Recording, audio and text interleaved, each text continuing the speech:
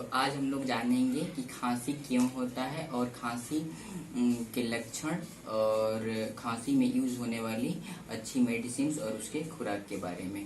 तो सबसे पहले खांसी दो तरह के होते हैं, एक ड्राई खांसी होता है जिसे सूखा खांसी कहते हैं और एक वेट खांसी होता है जिसे बलगम खांसी कहते हैं। तो ये दोनों खांसी दो डिफरेंट रीजन से होती हैं और इसमें क्या होता है दोस्तों कि आपके जो वायुज आती हैं आपके अंदर वो ब्लॉक हो जाती हैं वो चीजें और प्रॉपर ऑक्सीजन सप्लाई नहीं होता है और ऑक्सीजन लेने में भी दिक्कत होती है। और कभी कभी ज्यादा खांसने से ये भी होता है कि आपके दर्द होने लगते हैं सीने में और फिर बहुत सारी प्रॉब्लम होने लगती हैं।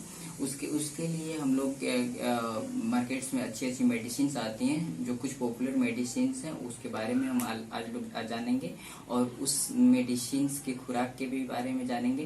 तो सबसे पहले आती है गिरलिंटस दोस्तों। तो गिरलिंटस क्या होती है? ये पुरानी खांसी को ठीक करती है और ये 2 वर्ष से कम उम्र के बच्चों को नहीं दी जाती है।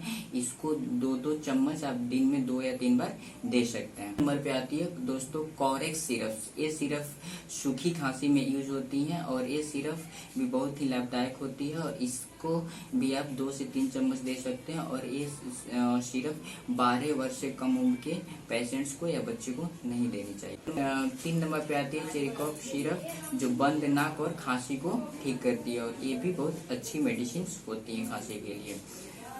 दोस्तों चौथे नंबर पे आती है ब्रोजेडेक्स सिरप, जो आपकी खांसी में यूज होती है और इसमें अगर कॉम्प्लिकेटेड होती हैं, छाती में जमा हो जाती हैं, बलगम वगैरह हो जाते हैं तो उसमें यूज की जाती हैं और इसमें 2 से 3 चम्मच आप दिन में 2 या 3 बार ले सकते हैं। तो 5 नंबर पे आती है कोडीन सिरप। कोडीन क्या होती है? ये खांसी में यूज होती है और ये भी बहुत अच्छी मेडिसिन होती है। इसको 10 से 15 मिलीग्राम ले सकते हैं। नेक्स्ट पे आती है एक्सपेक्टोरेंट, जो आपके बलगम जो छाती में जमी होती है उसको पतला करके शरीर से बाहर निकालता है और ये बहुत जल्दी रिलीफ करता है। ये भी आप 2 से 3 चम्मच दिन भर में 2 या 3 बार ले सकते हैं। नेक्स्ट आती है दोस्तों नेक्स्ट आती है ब्रोंकोडायलेटर। ये सिरप या टैबलेट्स दोनों फॉर्म में आती हैं और बहुत सारे ब्रांड्स इसको बनाती हैं, तो आप ये जनरल खांसी में यूज कर सकते हैं।